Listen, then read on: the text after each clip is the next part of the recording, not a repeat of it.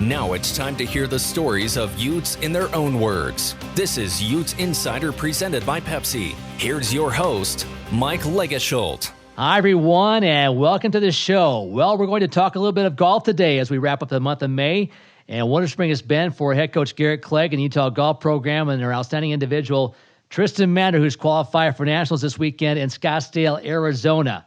Garrett, a former collegiate golfer at Utah, and Native Bountiful, started his coaching career as an assistant at Washington, was there for 4 years, then spent 5 years at Washington State before coming back home. And that experience helped him learn how to build a program and a game plan since day one, and has come to fruition for him in year 5 as he slowly built this thing. Utah qualifying this year for regionals for the first time as a team since 1992. They had their best finish ever at regionals by tying for 7th, and their outstanding individual, Tristan Mander, tied for 4th at regionals. That allowed him to qualify for nationals. He's the 30th to do that since 1990. And we're going to look ahead to what should be a fun weekend for Tristan Mander at the NCAA Championships coming up at the Grayhawk Golf Club in Scottsdale, May 20th through June 2nd. Junior golfer Tristan Mander when we come back in just a moment. To hear more episodes of this show and other Utah Athletics podcasts, search for them on iTunes, Spotify, and YouTube. Now, back to more of Utes Insider presented by Pepsi. And welcome back to the show. It's being brought to you by University of Utah Health with 16 convenient neighborhood health centers. We have a game plan for your family's health. Visit uvuhealth.org today. Well, pleased to be joined now by a man who has had a busy spring and has one more big week in terms of collegiate golf ahead of him. Tristan Mander joins us now from a U.S. Open qualifier in Dallas, and we'll talk about that adventure in just a moment, Tristan, but thanks for hopping on the podcast. Thanks, Mike. Looking forward to it. What a great year for you and the team, Tristan. Let's kind of talk about your background first, though. So, like everyone else, you got the bonus year as the 2019-20 season was cut short, so you came back as a junior this year. But it was interesting. I mean, you had the great showing at regionals, but you were kind of a guy who flew under the radar. You weren't all Pac-12 this year, and you've had a very good career, but all of a sudden, you are the guy going to NCAAs later this week. Just talk about your season and just how you became the golfer you become the last month or so. Well, I mean, it was definitely a tough fall coming in to my junior year, not playing any college tournaments. It was just kind of grind on your game, practice, try to get better. And then coming into the spring, I mean, like you said, I kind of flew under the radar. I wasn't playing as well as I knew I could. I had one top 10, and I mean, a couple other okay finishes, and then a couple not so good. So it was kind of one of those mediocre springs, wasn't the best at all. And then just came into regionals feeling well and just stuck to my game plan and played how I know I can play. So. As I said, you weren't even like all Pac-12 this year. You've had a decent spring, but all of a sudden something clicked at regionals. You were very consistent that entire regional tournament, shooting 6 under. That was your career low round to tie for 4th overall, and you had a 68 in the first round to get you going. Let's talk about your regional weekend. Just tell us what was clicking so well for you over that tournament to allow you to make nationals. Well, I mean, I kind of felt good that week leading up to it. I think I found something in my swing that kind of clicked, and I mean, going into it, it's the course, Humble Creek, is like an hour from Seattle. So it's a little bit closer to where I grew up. I grew up on Vancouver Island. So it's that Northwest climate. So I kind of got a bit of a home feel. I mean, with the rain, the wind, the cold. So it's kind of one of those things where I felt at home when I was playing, which was nice. A little bit of a comfort and ease. And then just went in. I mean, I started off the first round okay through the first 15 holes. And then I made 4 birdies my last 5 holes to shoot 3 under. Kind of gave me some momentum into the next couple of days, and then just finished out solid. Yeah, like you said, it was a great finish to that first round. Let's talk about your second round. You had birdies on 4 holes on the front 9. Then you kind of had a rough stretch in the middle. 2 of the next 3 holes on that back 9, you had some issues, but then you got 2 birdies in a row to be in 3rd place after 36 holes. So a good finish that second round. To have a great start's one thing, but to go through that second day and kind of fight through some adversity and still end up in a good spot at that point going to that last round. Just talk about your day 2 and maybe how that finish kind of got you in a good spot for that final day. Yeah, I got off to a really hot start. I said 4 under to the first 9, had things clicking, and then kind of cooled off a bit, and then made the 2 birdies on the par 5 to kind of get back into gear and just basically just grinded it out to make sure, I'm still in contention and not too far out of the mix. So it was just one of those rounds where, just keep your head down and keep grinding. All right, then your final round, you shot a 71. You had 3 straight birdies on holes 14, 15, and 16, then shot even on 9 of the last 10 holes, secure spot in NCAAs. Again, a top 5 finish. You're off the Nationals. Just talk about that last day, knowing what was in front of you and how you got it done. Yeah, I mean, obviously there was definitely some nerves on the first tee, knowing what position you're in. I mean, on that part, obviously our team was on the edge of making nationals, and I mean, that was definitely the main goal, to go as a team, obviously. But I mean, I didn't get off to the start I wanted. I mean, I had to grind a bit. But then I think I was 1 over to the first 3, and then came to par 5, and then made 3 birdies in a row, which was definitely kind of made me feel like, okay, I can do this, and just kept on grinding again. I mean, the weather was definitely a factor for sure with the wind and the cold. So the final round was just basically stick to your game plan, not get ahead of yourself, and just stay in the present kind of thing, one shot at a time.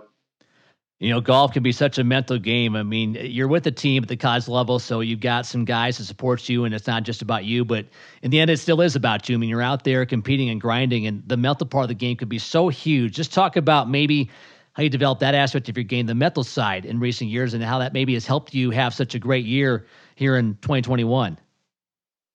I mean, with the mental side, I mean, golf's not an easy game mentally, obviously.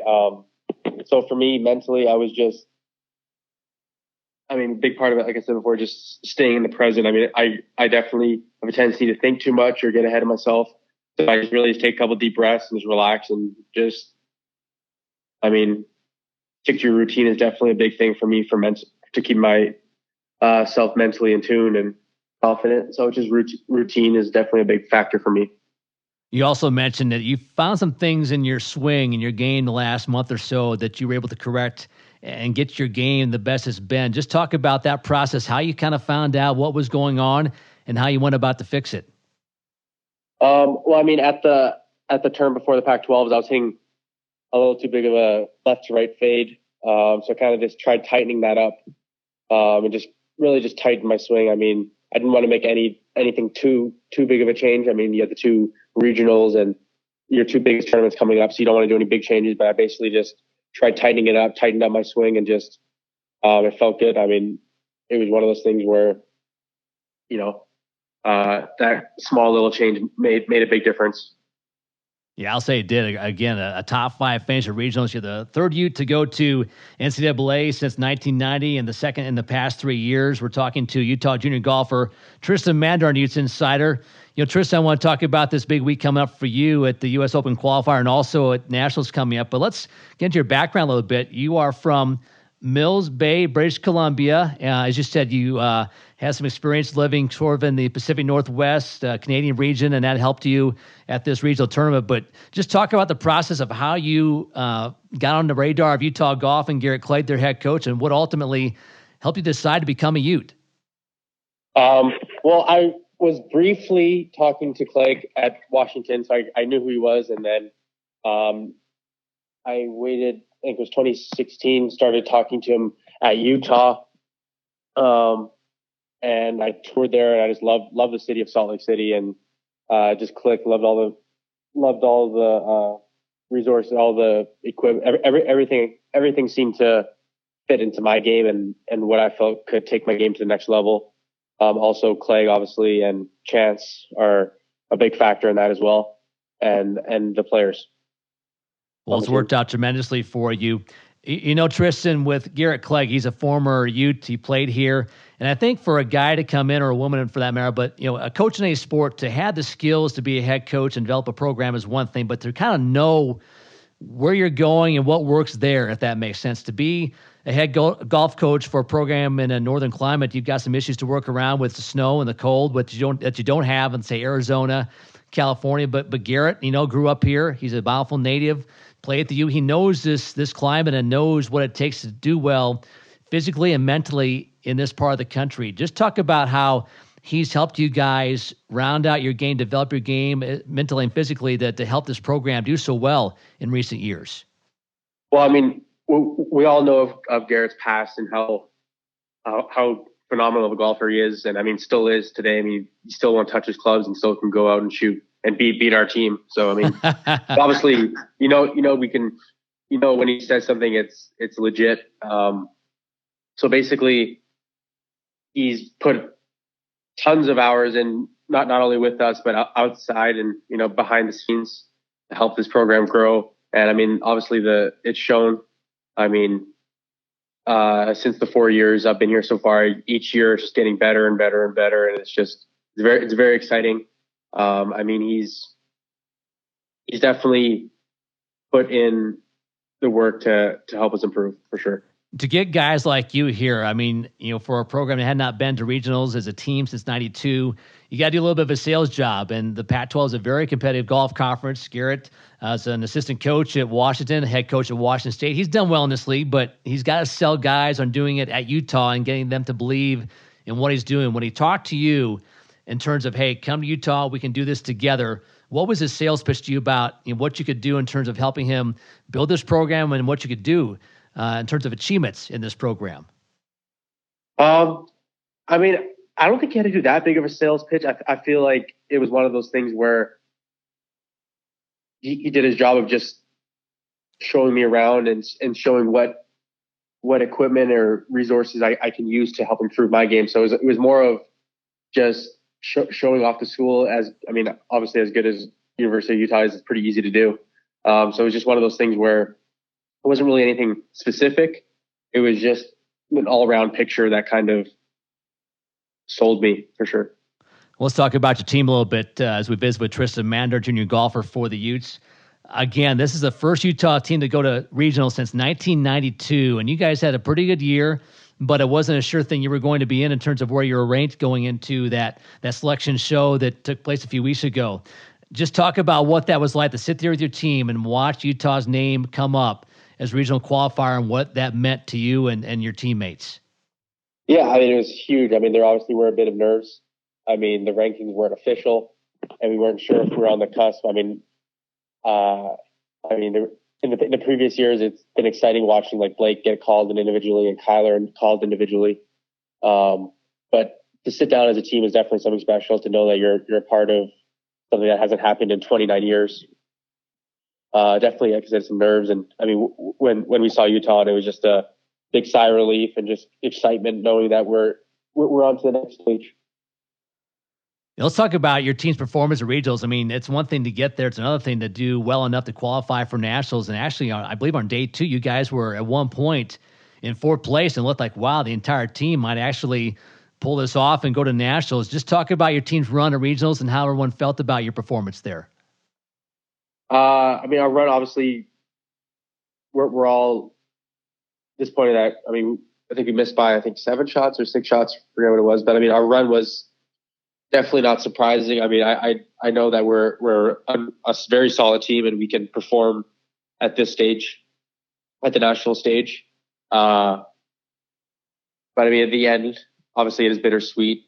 But I mean, I feel like our team, that final round, just, I mean, with the conditions was something where we just needed pars kind of coming in. So it was one of those things we're a little extra disappointed that, we didn't really need to do anything that special, we felt like, to make that 5th spot. So, I mean, I'm still proud of everything that we all did. I mean, throughout the year, and to lead up to this point was definitely something special. Yeah, great run. 7th place finish, the best in program history after going 17th in 91 and 15th in 1992. So just to, again, be top 10. Obviously, you wanted to make nationals if you could as a team, but just didn't happen for you this year, but still a very, very good run at regionals. Let's talk about your week ahead, Tristan. Nationals coming up in Scottsdale, Arizona at the Grayhawk Golf Club. But even before you go there, I understand you're right now talking to us from Dallas in a monsoon at the U.S. Open Qualifier. So a big week just got bigger with that going on. Just tell us how things are going for your Open Qualifier tournament down there in Dallas. Well, we started off the day yesterday morning hoping to play 36. We got in my group got in the first three, I think it was 4 holes. and then the horns blew, so we came inside for a couple hours. Then the fairways were all underwater. And then we proceeded to come back out in about 2 hours later. We finished our first round, and then our second round began, and we finished. We got 5 holes in our second round before another horn blew. And then it just downpoured thunder.